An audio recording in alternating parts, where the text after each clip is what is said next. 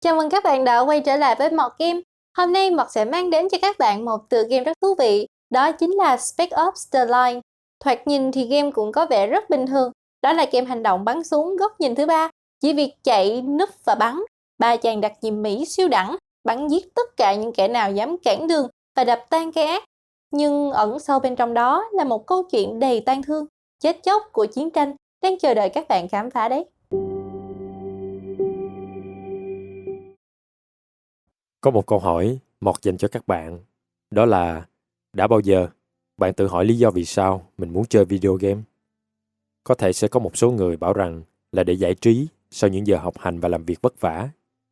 Có thể sẽ có một số người trả lời một cách mạnh mẽ, sâu sắc hơn, là để trốn tránh khỏi đời thực nhiều chông gai và bước vào một thế giới ảo huyền diệu.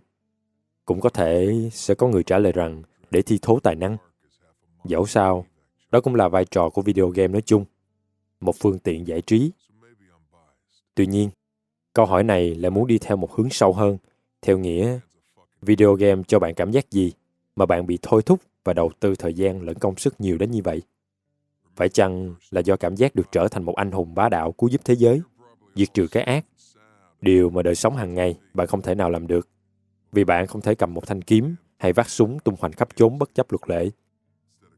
Nếu là vì điều đó, thì Spec Ops The Line ra mắt vào năm 2012 là tựa game đã phá tan hoàn toàn những khái niệm này và là một tác phẩm trào phúng về những tựa game hành động bắn súng, đặc biệt là những game lấy đề tài quân đội. Đã là một tựa game không giống ai, thì Spec Ops The Line cũng có một quá trình phát triển không ai giống. Vốn dĩ đây là một tên game khá nổi ở những năm 90, thế nhưng càng về sau thì lụi tàn dần. Mãi đến năm 2003 mới có một thông báo từ Take-Two là dòng game Spec Ops sẽ do Rockstar đảm nhiệm.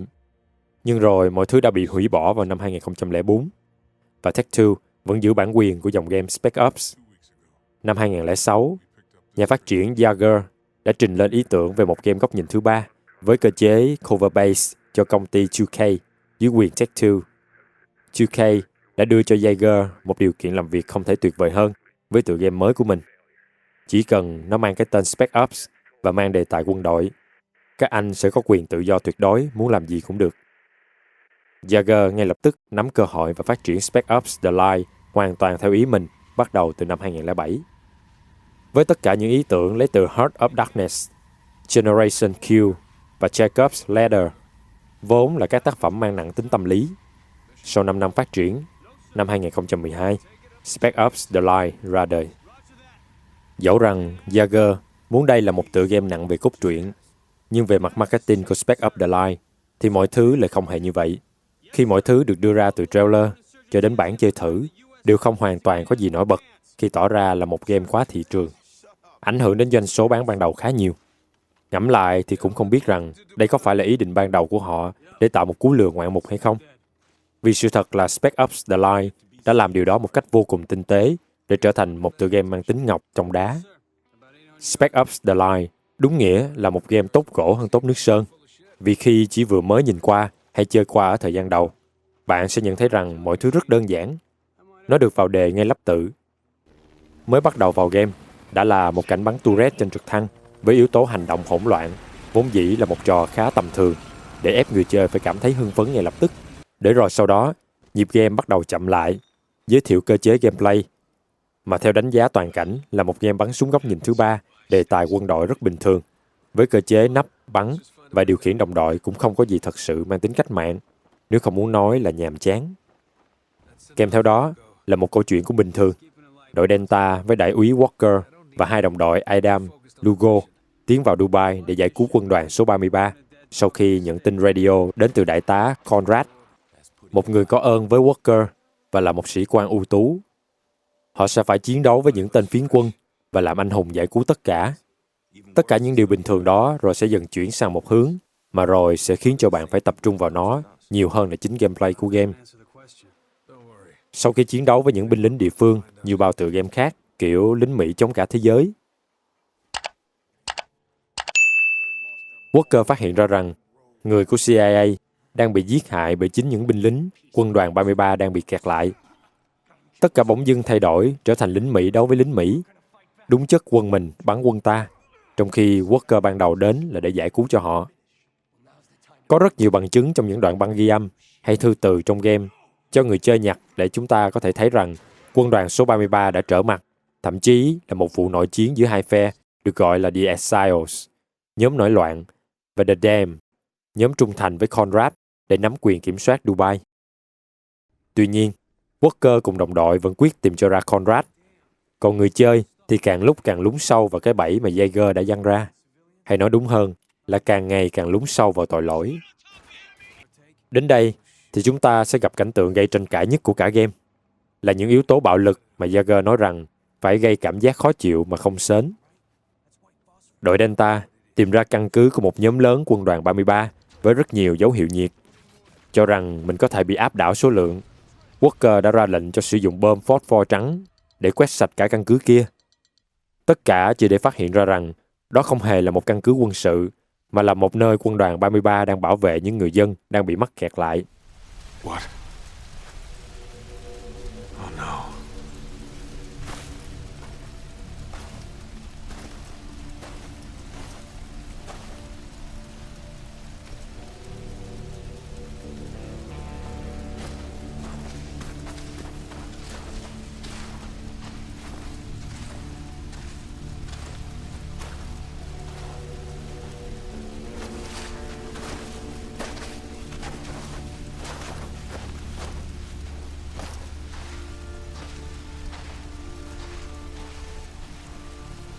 Are those civilians?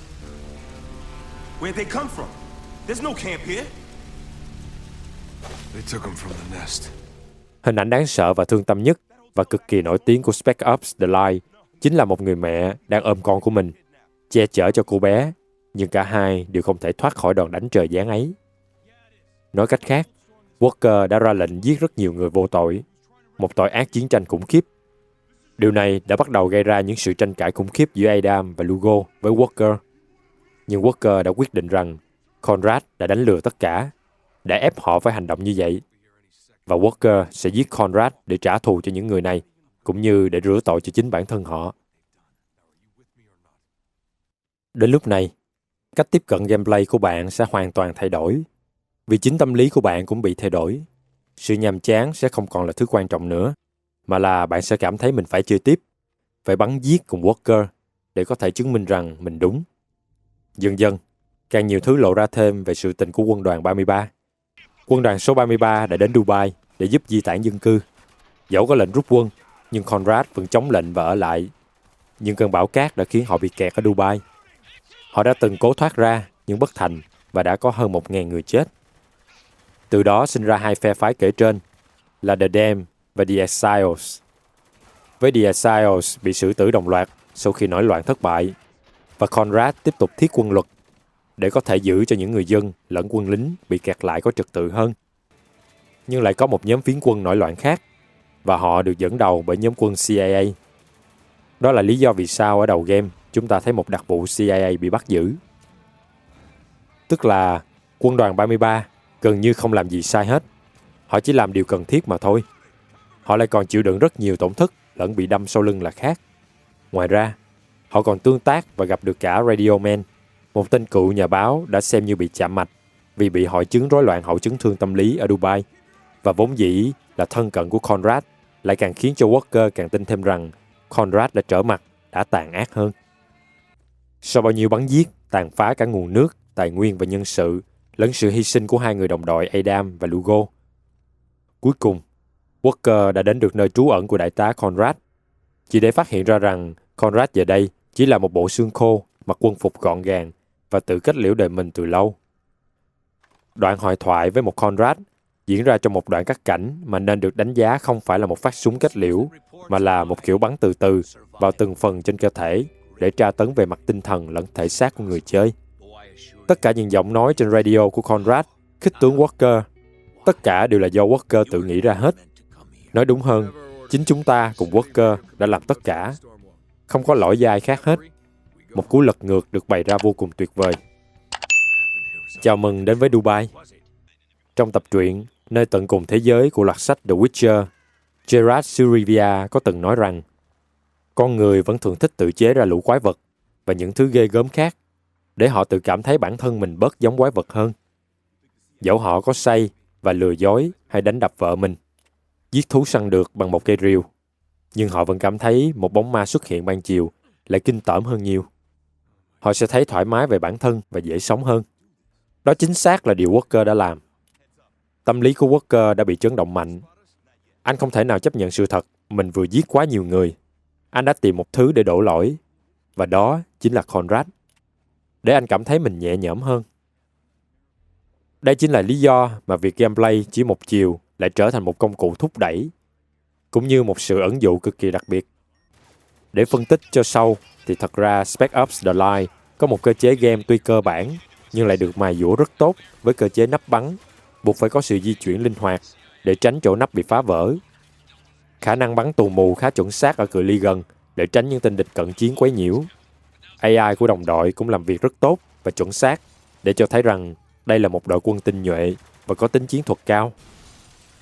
Vũ khí rơi rớt gần như là khắp nơi để cho người chơi không phải quá lo lắng về việc tính toán đạn dược. Khả năng hồi máu với các việc nắp vào vài giây là xong, cho phép các màn chiến đấu trở nên nhanh hơn và nguy hiểm hơn, như thể các bộ phim bom tấn cũng là một cách để đẩy nhanh nhịp game hợp lý. Và ở độ khó cao thì game cũng chẳng hề dễ dàng chút nào. Thiết kế màn chơi cũng có thể nói phần nào là đa dạng. Khi thì giữa sa mạc, khi thì trong những tòa nhà đổ nát, hay những khu vực vẫn còn hoạt động như khu thủy cung chứa nước. Thuần thục một chút, Walker trong tay bạn hoàn toàn có thể là một cỗ máy chiến tranh siêu cấp, quét sạch cả quân đoàn số 33. Dù vậy, cơ chế gameplay tuy trau chuốt so với mặt bằng chung, nhưng cũng chỉ trên trung bình mà thôi. Nhưng mục đích chính của gameplay lại có một ngầm ý khác. Định nghĩa nổi tiếng về sự điên loạn là lặp đi lặp lại một hành động và mong đợi một kết quả khác. Và cũng thật mỉa mai, khi đa số các game bắn súng quân đội khác chỉ có một công thức và không có gì thay đổi, thì Spec Ops The Line đã sử dụng chính cái công thức đó, nhưng theo một cách khác biệt hơn nhiều, và gây một cú sốc lớn trong nội dung của mình. Sự áp dụng ở đây chính là cứ bắn, cứ tiến lên, cứ bắn, với suy nghĩ mình làm đúng, mình không có lỗi, chỉ là do ABC gì đó. Cứ núp, cứ bắn, cứ đi, cứ mong đợi kết quả là mình không sai thật. Đây là game mà, sao chúng ta lại có thể là người sai được chứ? Kể cả cái tội ác kinh hoàng thả bom phốt pho trắng, dẫu cho đó là do nhà phát triển đã ép chúng ta phải thực hiện những hành động đó. Nhưng tình thế đưa ra lại khiến cho chúng ta thực hiện điều đó gần như không phải đắn đo suy nghĩ gì hết. Chúng ta đang bị bắn, chúng ta phải trả đũa, phải phản công. Vả lại, game quân đội thế nào cũng sẽ có ít nhất một lần được cho sử dụng vũ khí để quét sạch màn mà. Và như vậy là chúng ta dính bẫy, một cách hoàn toàn tự nguyện. Một thứ khác được sử dụng rất điện ảnh chính là hình ảnh của game. Đồ họa của Spec Ops The Line thực sự không có gì quá đặc biệt với một game ra mắt vào năm 2012, nếu không muốn nói có phần quá cứng và thô về mặt tạo hình và cử động nhân vật. Tuy nhiên, khung cảnh và ánh sáng của nó thì lại hoàn toàn khác hẳn. Nếu để ở mức cao nhất, sẽ thấy rằng Spec Ops có độ plum cao đến chói mắt, như thể để đánh bóng cái bề mặt khô cằn của sa mạc, lẫn những điều xấu xa dần dần được hé lộ xuyên suốt thời gian chơi game. Những hình ảnh về binh lính bị treo cổ, những pha tử hình tập thể, hình ảnh người chết vô cùng máu me được làm lộ rõ đến từng chi tiết, không hề bị che giấu đi, để thấy sự tang thương của chiến tranh một cách chân thật đến khó chịu. Cộng thêm là những yếu tố môi trường, như bão cát ập đến, những lần khung cảnh bỗng dưng lóe sáng, thay đổi màu sắc trong tích tắc, là màu đỏ của những lần Walker bất tỉnh, lạc vào cơn mộng, cũng góp phần tạo không khí thể hiện tinh thần vô cùng bất ổn của anh ta mỗi khi chúng ta tiến vào một màn chơi mới. Cả màn hình ở menu đầu game, cũng như các đoạn chờ của game, cũng dần có sự thay đổi. Hình ảnh người lính canh ngồi bên lá cờ trong nền nhạc quốc ca của Hoa Kỳ vang lên giữa Dubai, như kiểu một người thầm lặng bảo vệ tất cả.